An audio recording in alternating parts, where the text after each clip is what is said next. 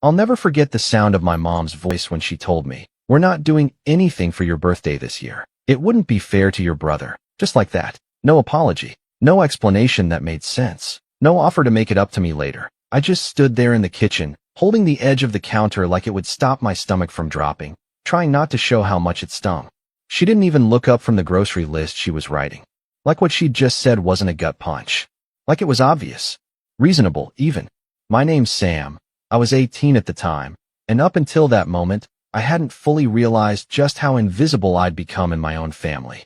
Growing up, I always knew my brother, Tyler, was the favorite. He's 2 years younger than me, but somehow always managed to act like the older one. Not because he was more mature. God, no. Tyler threw tantrums well into high school and had a way of making everything about him, no matter how unrelated. If I came home with a certificate from school, he'd start fake crying because he didn't get one. If I got sick and had to stay home, he'd pretend to have a fever the next day too. And my parents? They always bought it. They'd coddle him, comfort him, and tell me I needed to stop showing off or be more understanding. I spent years swallowing it, thinking that maybe if I just tried harder, if I was quieter, more helpful, less me, they'd see I wasn't the problem. But that birthday, that was the moment everything finally cracked. I'd been looking forward to my 18th birthday like it was a finish line. I told myself that once I was legally an adult, things would change. I'd apply for scholarships, get into college, get a job, save up, maybe even move out. I just had to make it to 18. It was the one thing I clung to during the constant arguments, the suffocating tension in our house, the way Tyler would push every button he could and somehow still walk away the victim. I didn't want a party or gifts. I just wanted to feel like I mattered for once. But 2 weeks before the day, I started noticing the signs. No one mentioned it. No one asked what I wanted to do. My dad mumbled something about tight finances, even though Tyler had just gotten brand new headphones and a gaming chair delivered that week. When I brought it up casually, like, "Hey, are we doing anything for my birthday?" My mom gave me that strained smile she used when she didn't want to argue. "We'll see," she said, which I already knew meant no. The final blow came the night before. I was sitting at the dinner table, pushing some overcooked spaghetti around my plate, when my mom dropped the bomb. "We're not doing anything for your birthday this year," she said, not even glancing up. It would upset Tyler. I remember blinking, genuinely confused. Upset him how? I asked. Tyler, who was scrolling on his phone next to me, didn't even pretend to be surprised. "Because he's been feeling left out lately," my mom continued. "And we don't want to rub anything in his face." Rub what in his face? That I existed? That I made it to adulthood despite them trying to snuff me out with indifference? I looked at my dad, hoping, just hoping, he might step in, might say something. But he kept chewing like this was all completely normal. That was when Tyler finally looked up and said, with a smug little smirk, "No one wants you here anyway. Just leave." He said it like it was a joke, like he expected everyone to laugh. No one did. Not because it was cruel, but because it was true to them. My mom sighed. "Tyler," she said gently, not in reprimand, but in that sing-song voice she used when he was being playful. My dad said nothing. I felt my throat tighten, but I didn't give them the satisfaction of a reaction. I just nodded, pushed my plate away, and went upstairs. I packed that night. I didn't slam doors. I didn't leave a note. I just filled my backpack with the essentials, my laptop, some clothes, the crumpled $80 I had saved from tutoring, and walked out just after midnight while the house was asleep. No one called. No one texted. It was like they'd been waiting for me to disappear. I couch surfed for a bit. Friends from school, people who barely knew me but saw how bad things were and offered anyway. Eventually, I scraped together enough to rent a shoebox of a studio apartment across town. It was barely livable. Creaky floorboards, drafty windows, a radiator that hissed like a demon in the night. But it was mine. For the first time, I didn't feel like I had to tiptoe around someone else's mood or apologize for existing. I started working part-time at a coffee shop and took online classes whenever I could. It wasn't easy, but it was freedom. I didn't tell anyone where I went. Not my parents. Not even extended family. I figured they'd ask eventually. They didn't. A part of me hoped someone would reach out just to check if I was alive.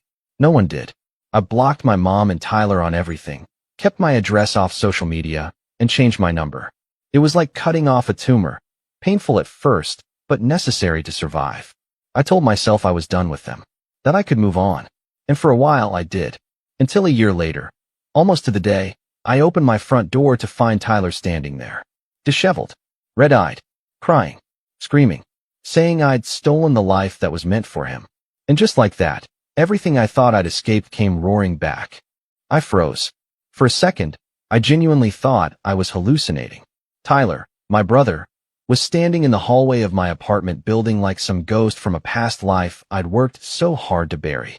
His hair was a mess, his face blotchy from crying, hoodie half-zipped like he'd thrown it on without thinking. He looked wrecked. But what stuck with me most, what sent a chill down my spine, was the look in his eyes. It wasn't guilt. It was rage. "I've been looking for you for months," he yelled, stepping forward before I could even decide whether to shut the door in his face. "You think you can just run away? Just disappear?" Like none of it mattered. I snapped out of my daze and put a hand against the door frame to block him. "What are you doing here, Tyler? How did you even find me?" He scoffed, brushing tears off his cheeks in the most dramatic, performative way possible. "You think you're better than us now, huh? Living here like some kind of martyr? You don't get to just vanish and leave me with them." His voice cracked on the last word, and I saw something shift in his face. He wasn't just angry. He was panicking, spiraling. I didn't answer right away. My heart was hammering in my chest, not from fear, although part of me was afraid, but from the sheer absurdity of this moment. This was the same brother who told me to leave. The same one who smirked while my parents canceled my birthday. The same one who watched me pack my things and never once tried to stop me. "Tyler," I said slowly, "you told me no one wanted me there. And guess what? You were right. No one came looking. Not once." He flinched like I slapped him. "Because you left," he snapped. "You abandoned us." I laughed, dry, humorless. "I abandoned you. I was a ghost in that house for years, and you're mad I finally stopped haunting it." He pushed past me before I could stop him. I wasn't strong enough to hold the door shut against his weight, and honestly, I was too stunned to resist. He stumbled into my tiny apartment like he owned the place, spinning in circles like he couldn't believe where he was. "This is it," he spat. "This little box. This is the life you chose over us." I closed the door behind him, exhaling slowly. "I didn't choose this over you. I chose me over being your scapegoat." He turned on me, and that's when the full meltdown began. "You stole everything from me, Sam," he screamed, chest heaving. "The future, the attention, the respect. They used to care about me. Then you left, and everything went to crap. Mom cries all the time now. Dad barely talks. And me? I get blamed for everything." I blinked. "Blamed for what exactly?" "For you leaving," he shouted. "For the way the house feels empty. For the stupid tension all the time. Do you know what it's like to live in a house where your name is basically a curse? Every time Mom sighs, it's 'I wish Sam was here.' Every time I mess up, it's 'Why can't you be more like your brother?' That stopped me cold. Because no matter how much I hated how they treated me, I never expected that." Tyler dropped onto the couch, my lumpy, second-hand, Craigslist couch, and put his head in his hands. "I didn't mean it when I told you to leave," he mumbled. I was jealous, okay? You were always the smart one, the responsible one. Even when they treated you like crap, you still had your stuff together. And me? I was just the mess. I didn't know what to say. I should have felt vindicated. I should have been angry. Instead, I just felt hollow. I sat down on the other side of the room, keeping a good few feet of space between us. "You could have talked to me, Tyler. All those years, you let them pit us against each other. And you loved it. You didn't just benefit, you fed off it. You enjoyed watching me struggle. So don't come here crying about how hard it is now that the golden pedestal is gone." He shook his head, biting his lip like he was trying not to cry again. "You don't get it. After you left, they started saying my birthday wasn't appropriate to celebrate either. Said it was too soon. Said it would feel insensitive. I didn't even get a cake." I blinked, unsure if I should laugh or scream. "So now you know how it feels.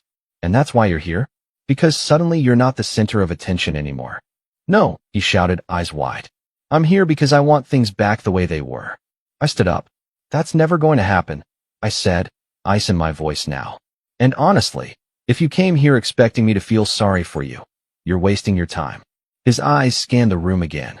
"You have your own place, your own job, your own life. You don't get to act like you're the victim anymore." I took a step forward, barely containing the storm that had been brewing in my chest for the past year. You think this life was handed to me? That I just walked out the door and the universe said, "Congrats, here's your fresh start"? I bled for this. I starved for this. I cried myself to sleep more nights than I can count. But I kept going because I knew I deserved better than that house. Then you. His mouth opened, closed. He looked like he wanted to argue, but the fight was draining out of him. And then, almost like a final Hail Mary, he reached into his hoodie pocket and pulled out a letter. Crumpled, torn at one corner. He threw it at me like it was a grenade. I caught it. "What is this?" "Read it," he said. "You'll see." I unfolded the letter with trembling fingers. It was from our parents. Addressed to me. Written 6 months after I left. And never sent. My mom's handwriting filled the page. Tight and messy, like she was writing through tears. It was an apology. Or something that tried to sound like one. "We miss you. We didn't realize how much you meant to the family until you were gone. Tyler is struggling. We're all struggling. Please come home." It wasn't enough. Not even close. But it was something. And they never sent it. I looked up at Tyler, my hands shaking. Why didn't they send this? He stared at the floor. Because I didn't let them. Time stopped. What? I found it on the counter. Mom was sealing the envelope. And I lost it. I told them not to send it. That you didn't deserve it. That you'd rub it in their face. That it would make things worse. My throat went dry. So they listened to you. He nodded. They always did. I dropped the letter. That was it. That was the moment, the breaking point. All those years of playing second fiddle, of being dismissed and discarded and made to feel small. And even after I left, Tyler found a way to take the one thing that could have changed everything and bury it. And now he wanted what exactly? Forgiveness? Redemption? A do-over? I couldn't breathe. I couldn't think. The apartment felt smaller than ever, like the walls were closing in.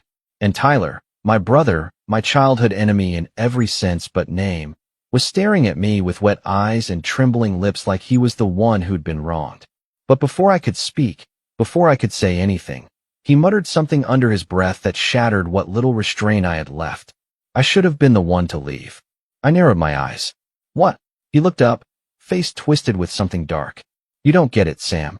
That life, it was supposed to be mine. The job, the apartment, the respect. Mom and Dad used to say it, even when we were kids. You'll do big things, Tyler. You're special. You're the one we believe in. I stood completely still. And when you left, he continued, voice trembling. They stopped saying it. They started talking about you. They were angry. Yeah, but they couldn't stop comparing me to you. Even after everything. Even when I begged them not to. He looked up at me, eyes blazing now. You stole that from me. And just like that, the dam burst. I took one long step forward and looked him dead in the eye. You want the truth, Tyler? I said, my voice low and steady. You didn't lose their respect because of me. You lost it because you spent your whole life expecting the world to hand you things just because people said you were special. But I earned everything I have. You're not jealous of what I stole. You're jealous that I survived without needing you. Without needing them. Tyler's lip quivered. I expected him to lash out again. But instead, he stood up, walked to the door slowly, and turned back with a look I'll never forget. This isn't over, he whispered. You don't get to erase me that easily. Then he walked out, and I just stood there shaking. Because deep down, I knew he wasn't wrong. It wasn't over. Not yet. After the door slammed shut, I didn't move for a long time. I stood in the middle of my studio, the silence pressing in around me like a weight. The letter still lay on the floor where I'd dropped it. The corners curled, the ink slightly smudged, proof that at some point, my mom had cried over it. Maybe even regretted what happened. But Tyler, he'd intercepted that sliver of humanity and made sure I never saw it. Until now. And not because he'd had a change of heart, but because his own life was unraveling and he needed someone to blame. That realization, that I might have gone back if they'd sent the letter, hit me like a freight train. It's strange how grief sneaks up on you, even when you think you've already buried the dead. I thought I'd mourn my family. I thought I'd made peace with their absence. But that night, I cried harder than I had in a year. I wasn't just mourning what they did. I was mourning what could have been. The version of reality where my parents had come to their senses, where Tyler had grown up instead of doubling down, where we'd sat down at the same table and tried to rebuild something broken. That version didn't exist. It never did. But letting go of the idea hurt more than I expected. I spent the next week in a fog. I stopped showing up to my shifts at the coffee shop, which nearly got me fired. I missed 2 online class deadlines. My manager pulled me aside one night and said, "You look like you're halfway buried, kid. You okay?" I wasn't. But I didn't know how to say that without sounding crazy. How do you explain to someone that your brother stormed into your apartment like a rejected villain and confessed to sabotaging the one olive branch your parents ever offered? You don't. So I just nodded and said I was tired. Which wasn't even a lie. I'd hit rock bottom. Not the kind where you're homeless or bankrupt or physically broken, but the kind where you look in the mirror and realize you've been surviving, not living.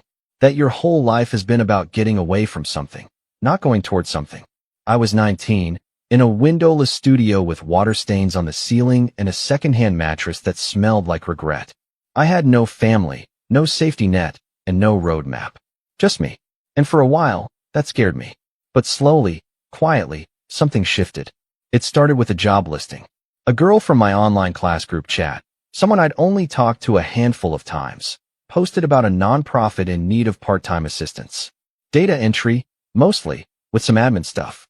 The pay was better than the coffee shop, and it came with actual experience that could go on a resume. I almost didn't apply. I didn't think I had a chance. But I did. They hired me after a Zoom interview where I thought I bombed every question. Apparently, they liked my honesty. I told them I didn't have much professional experience, but I'd been handling difficult people my whole life, and I could stay calm under pressure. They laughed. I didn't tell them I was talking about my family. The work was straightforward, but the environment was a revelation.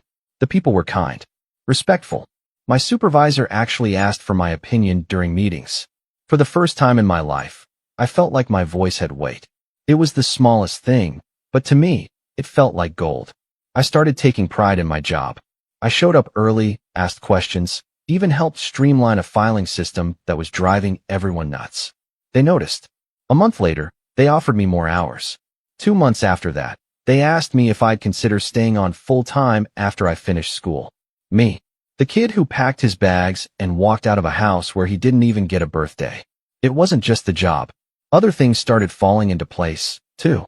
I took a risk and submitted a personal essay to an online magazine, writing about estrangement, family guilt, and the strange grief of being cut off by choice. They published it. It didn't go viral or anything, but I got emails. Dozens. People saying they saw themselves in my words. That they were trying to break free from toxic homes too. That it helped them feel less alone. I wasn't alone anymore either. That same girl from the group chat, the one who posted the job listing, we started talking more. Then hanging out. Then one night, after a long walk and 2 hours of just sitting on a bench talking about our childhoods, she reached out and held my hand. Her name was Alina. She didn't ask for the whole story right away. She let me unravel in pieces, never pushing, never judging. When I finally told her everything, about Tyler, the birthday, the letter, she just looked at me and said, "That's not a family. That's a crime scene." We both laughed until we cried. By the time winter rolled around again, I had savings in the bank, a new laptop, better furniture, and my first real sense of peace. I even treated myself to a birthday dinner. Just me, Alina, and a few friends from work. It was nothing fancy. We ordered takeout and played card games until midnight. But when they surprised me with a homemade cake, candles and all, I felt something crack open in my chest. I hadn't realized how much I needed to be celebrated. Not tolerated. Not ignored. Celebrated. And that was when I knew I wasn't broken anymore. I wasn't fixed either. Healing's not a straight line. But I wasn't drowning in silence or shame or bitterness. I was becoming someone I actually liked. Someone I could rely on. Someone who didn't need validation from people who only offered conditional love. And just as I began settling into this new chapter, just as I thought the past might finally stay buried, I got a message. Not a phone call. Not a letter. A DM. From an anonymous Instagram account. No profile picture. No bio. Just one message. "You think this is over? You took everything from me. You're going to pay for what you did." My blood ran cold. I didn't need to guess who it was from. Tyler. I hadn't heard from him in months. No word from my parents either. I thought maybe, finally, they'd accepted that I was gone for good. But now he was back. And he was angry. More than that, he was watching me. Because the message didn't come out of nowhere. It came the day after I posted a picture of me and Alina celebrating my acceptance into a local university's transfer program. I'd captioned it something cheesy like New Beginnings. It had maybe 40 likes. Nothing major. But clearly, it had been enough to set him off. I blocked the account immediately, heart racing. Alina told me not to worry, that people like him thrive on reaction. That he was just lashing out because he felt powerless. And I believed her. But that didn't stop me from double-checking the locks on my door that night. Or installing a security camera the next day. Because no matter how far I'd come, no matter how strong I felt, the truth was, Tyler had always been unpredictable. And when people like him feel like they're losing control, they become dangerous. He'd already proven he could sabotage me once. And I had a gut feeling he wasn't done trying. What I didn't expect, what I never could have predicted, was how far he'd go to tear me back down. Or how, in trying to ruin me, he'd end up destroying himself. I didn't sleep much after that message. It replayed in my mind in a loop, like a song I didn't ask to hear. You think this is over? You took everything from me. And then the part that really stuck with me. You're going to pay for what you did. It wasn't a threat made in passing. It had weight. Intention. It didn't feel like someone just blowing off steam. It felt like a warning. And the scariest part? He wasn't wrong. I did take something from him. But not in the way he meant. Tyler had spent his whole life feeding off of comparisons. Every moment he could steal from me. Attention, praise, sympathy. He consumed like oxygen. When I left, he didn't just lose a brother. He lost his mirror. The person he measured himself against. And now that I'd built something without him, without any of them, the illusion he clung to had shattered. That kind of person doesn't cope. They retaliate. And if there was one thing I knew about Tyler, he never played fair. I blocked the account. I deleted the photo. But I didn't delete the feeling that this wasn't over, not by a long shot. So I started preparing. Quietly. Carefully. The first thing I did was tell Alina everything. We were sitting on the balcony of her apartment, a mug of tea warming my hands as I stared out over the city. She didn't say anything for a while after I finished. She just listened. That's one of the things I loved about her. She didn't jump to fix things. She let you sit with them. Let you breathe. So what do you want to do? She finally asked. I don't know, I said honestly. I don't want to make this a war. But I don't trust him to stay away. She nodded. Then maybe it's time you stopped reacting and started planning. That stuck with me. I realized something in that moment. For most of my life, I'd been on defense. Always managing fallout. Always patching holes after someone else set the fire. But now I had space. I had resources. I had time. And most importantly, I had nothing to lose. Tyler still lived with our parents. I hadn't heard much about them since I left, but I knew they hadn't changed. People like them rarely do. They probably still walked on eggshells around him. Still let him rewrite history and control the narrative. But cracks were showing. That much was clear from his breakdown in my apartment. He wasn't just angry. I'd never seen him scared before. And scared people slip up. So I started watching. I created a fake account. One he wouldn't trace to me. Just a blank profile with no posts, a common name, and a vague bio.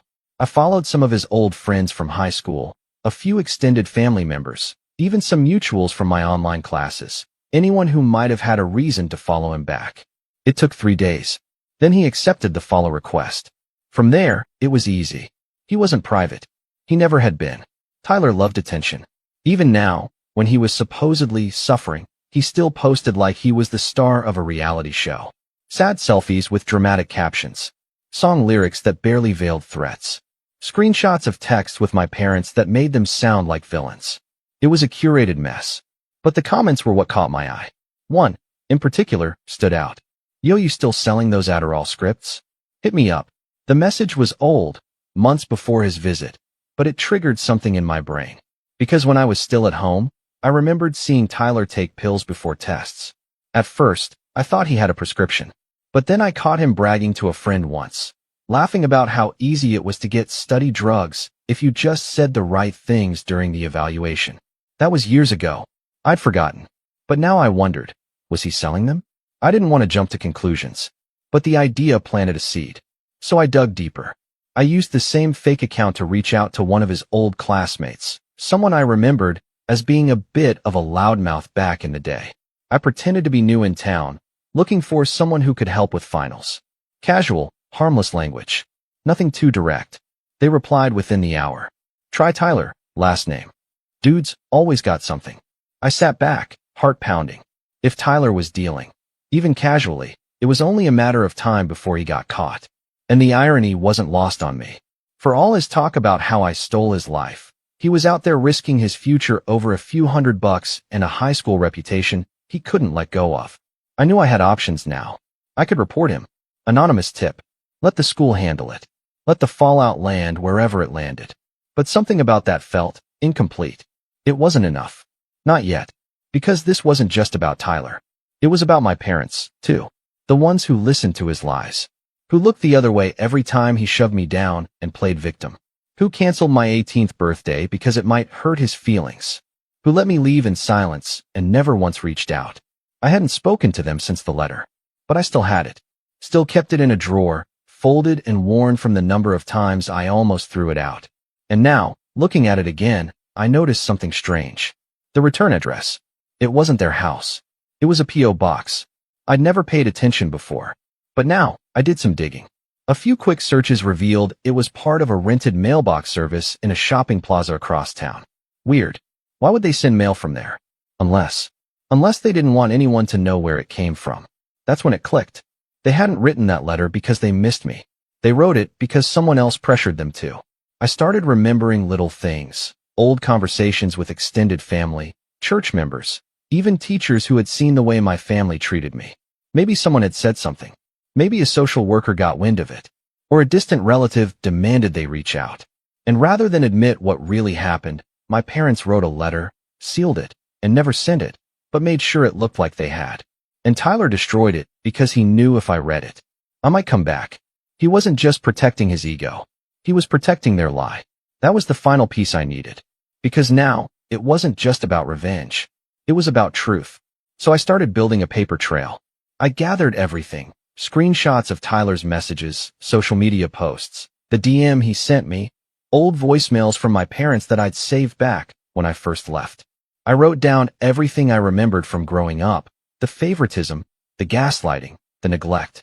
I even reached out to a former teacher who'd once pulled me aside in 10th grade and asked if everything was okay at home. I told her the truth. She cried. Then she offered to write a letter on my behalf. And then I did the hardest thing I'd done in a long time. I contacted my aunt. My dad's sister, Mary Ann, had always been a bit of an outlier.